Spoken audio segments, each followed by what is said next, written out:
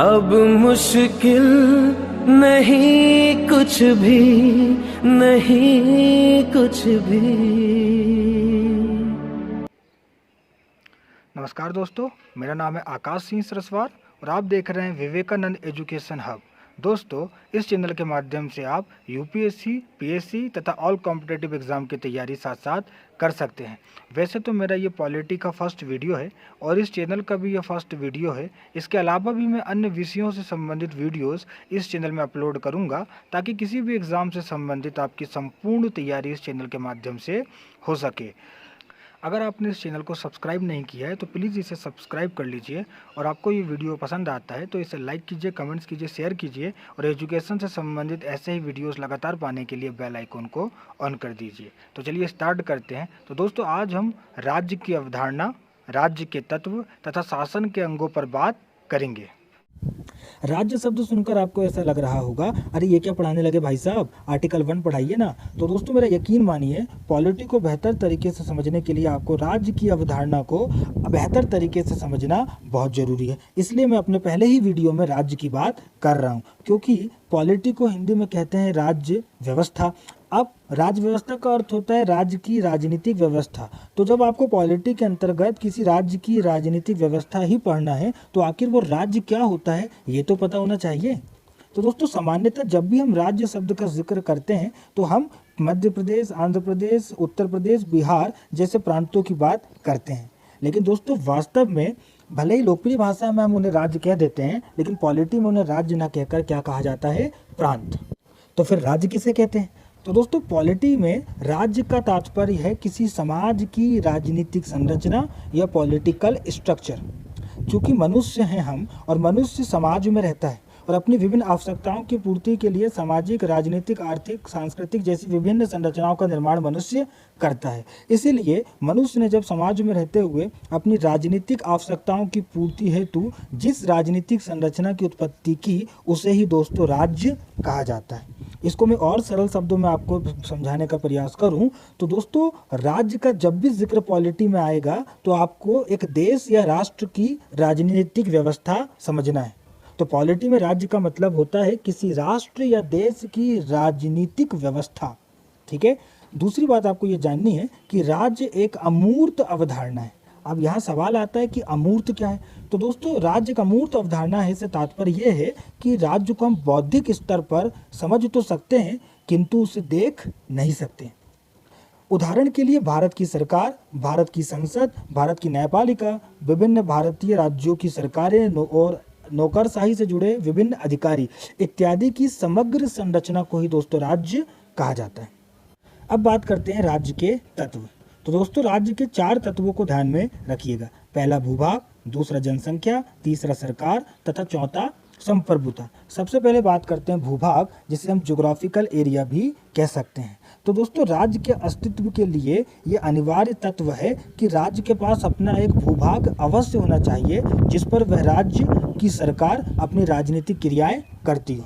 उदाहरण के लिए, भारत का संपूर्ण क्षेत्रफल भारतीय राज्य का एक भूभाग कहलाता है। राज्य का दूसरा तत्व है जनसंख्या या पॉपुलेशन।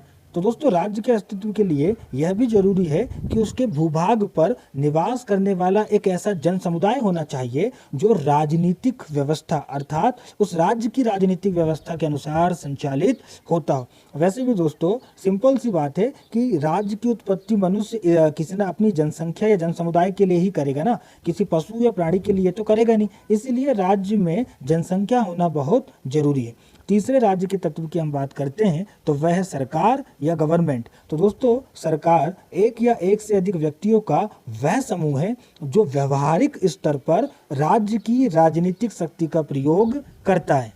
सिंपल सी बात है, अगर एक बड़ा भूभाग हो जिसमें बड़ी जनसंख्या निवास करती हो तो उन बड़ी जनसंख्या शांतिपूर्वक मिलजुल कर आपस में रह सके, उसके लिए विभिन्न प्रकार के नियमों, कानूनों और अनुशासन की जरूरत होगी। तो ये नियम कानून बनाएगा कौन, अनुशासन लागू कौन करेगा? तो इसी के लिए राज्य का एक अनिवार्य तत्व बन जाता है सरकार। अब जैसा कि आप जानते हैं कि राज्य का मूर्त तत्व है, तो सरकार तत्व की महत्वता इसलिए भी ज़्यादा बढ़ जाती है क्योंकि सरकार ही वह मूर्त तत्व है जो राज्य को मूर्त स्वरूप प्रदान करता है।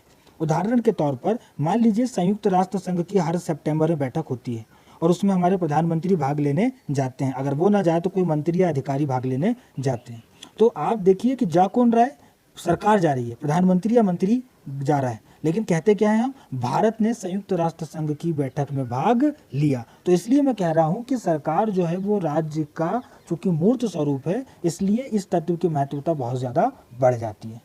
अब हम चौथे तत्व की बात करते हैं। चौथा तत्व भी बहुत ही इंपॉर्टेंट है, जिसे संप्रभुता या प्रभुसत्ता भी कहा जाता है और आप अंग्रेजी में इसे सॉवरेनिटी भी कह सकते हैं। संप्रभुता से तात्पर्य है किसी राज्य के पास अर्थात उस राज्य की सरकार के पास अपने भूभाग और अपनी जनसंख्या की सीमाओं के भीतर कोई भी निर्णय करने की दोस्तों पूरी शक्ति होनी चाहिए तथा उस राज्य को अपनी नीतियों के निर्माण में और अपने कृत्यों के पालन में किसी भी बाहरी और भीतरी दबाव में निर्णय करने हेतु बाध्य नहीं होना चाहिए। तो दोस्तों आपको क्लियर है, कोई भी राज्य संप्रभु तभी कहलाएगा जब वो विभिन्न प्रकार के निर्णय लेने में, अपनी नीति निर्माण में किसी भी बाहरी या भीतरी दबाव में कार्य ना करे, बल्कि अपने राज्य के हित को ध्यान में रखते हुए फैसले ले। अब एक बात याद रखिएगा, ये राज्य के चारों तत्व अनिवार्य तत्व हैं, वैकल्पिक नहीं है। किसी भी एक तत्व की अनुपस्थिति में वह संरचना या वह संस्था राज्य नहीं कहलाएगी। अब मैं आपको दो एग्जाम्पल बताता हूँ, आप एग्जाम्पल सुनिएगा और फिर वीडियो को पुश करके विचार कीजिएगा कि आखिर किस तत्व की कमी के कारण वह एग्जाम्पल राज्य नहीं कहलाता। पहले उदाहरण के रूप में हम बात करते हैं धर्मशाला की, जो हिमाचल प्रदेश भारत में स्थित है। वहाँ बौद्ध धर्म गुरु दलाई लामा अपने हजारों अनुयायियों के साथ अपनी निर्वासित सरकार चला रहे हैं। जब उन्हें तिब्बत से चाइना ने जो है निर्वासित कर दिया, तब वे भारत में शरणार्थी के रूप में रहने लगे और तब से ही वो अपनी सरकार यहाँ से चला रहे। तो आप उस एग्जाम्पल को देखकर बतलाइए कि आखिर ऐसे किस तत्व की कमी के कारण दलाई लामा की धर्मशाला वाली निर्वासित सरकार राज्य नहीं कहला सकती। वीडियो को पोस्ट करके सोचिए। सोच लिया? तो देखिए, सबसे पहली चीज़, वहाँ पर सरकार के रूप में दलाई लामा मौजूद हैं। दूसरी बात, जनसंख्या के रूप में उनके अनुयायी भी मौजूद हैं। तीसरी बात, मान लीजिए कि दलाई लामा स्वतंत्र है अपने निर्णय करने में, उनको भारत सरकार मजबूर नहीं करती है, मान के हम चल रहे हैं, तो इसका मतलब संप्रभुता भी नहीं थे। लेकिन दोस्तों इसके बावजूद चौथा तत्व उनके पास नहीं है और वह है भूभाग, क्योंकि उनका भूभाग तो तिब्बत है जिस पर चीन का कब्जा है और वो भारत में रहते हैं, धर्मशाला में रहते हैं। इसीलिए भूभाग के अभाव में दलाई लामा की धर्मशाला वाली निर्वासित सरकार राज्य नहीं है। दूसरा एग्जाम्पल आप ले लीजिए गुलाम भारत का। जब भारत में अंग्रेजों का शासन था और गवर्नर जनरल या वायसराय का भारत में शासन हुआ करता था, ठीक है, शासन था महारानी का, लेकिन गवर्नर जनरल या वायसराय के माध्यम से वो अपना शासन चलाती थी। तो दोस्तों उस समय बताइए कि किस तत्व की कमी के कारण भारत राज्य नहीं था। पुश करके सोचिए। सोच लिया? हाँ, तो दोस्तों याद रखिएगा, गुलाम भारत में भारत राज्य इसलिए नहीं था क्योंकि भारतीय राज्य के पास अपनी संप्रभुता नहीं थी। क्यों? तो देखिए, सरकार के रूप में गवर्नर जनरल या वायसराय मौजूद, जन समुदाय के रूप में भारतीय जनता मौजूद, भूभाग के रूप में भारत का उस समय का भारतीय भूभाग मौजूद था। लेकिन जो गवर्नर जनरल या वायसराय के रूप में जो ब्रिटिश भारत सरकार भारत में मौजूद थी, वो भारत के लिए काम नहीं करती थी, वो स्वतंत्र रूप से काम नहीं करती थी, क्योंकि वे ब्रिटेन में बैठी ब्रिटिश सरकार के आदेश के अनुसार और अपने मातृ देश ब्रिटेन के हितों को ध्यान में रखते हुए कार्य करती थी। इसीलिए संप्रभुता के अभाव में गुलाम भारत एक राज्य नहीं कहलाता था। दोस्तों बात करते हैं शासन के अंग यानी कि ऑर्गन्स ऑफ गवर्नमेंट की। तो किसी भी सरकार या राज्य व्यवस्था के समक्ष मूलतः 3 चुनौतियां होती हैं। पहली, कानून बनाने की चुनौती, दूसरी, कानून के अनुसार शासन करने की चुनौती, और तीसरी, अगर विभिन्न व्यक्तियों या व्यक्ति तथा राज्य के बीच अगर कोई विवाद हो जाए तो उस विवाद का समाधान करने की चुनौती। और इन्हीं चुनौतियों का समाधान करने के लिए शासन के 3 अंगों की उत्पत्ति या शासन के 3 ऑर्गन्स की उत्पत्ति होती है। कौन कौन से हैं वो 3 अंग? तो पहला है विधायिका, दूसरा है कार्यपालिका और तीसरा है न्यायपालिका। दोस्तों शासन के तीनों अंगों में मैं पृथक से वीडियो बना के अपलोड करूंगा। केवल आप इसे अभी संक्षेप में समझिए कि ये विधायिका, कार्यपालिका तथा न्यायपालिका जो शासन के 3 अंग हैं, ये आखिर हैं क्या। तो सबसे पहले हम बात करते हैं विधायिका की। तो दोस्तों विधायिका को आप अंग्रेजी में कहते हैं लेजिस्लेचर, और विधायिका का तात्पर्य है कानून बनाने वाली संस्था। कहने का तात्पर्य यह है कि किसी भी राज्य में वह संस्था जो कानून का निर्माण करती है उसे विधायिका कहते हैं।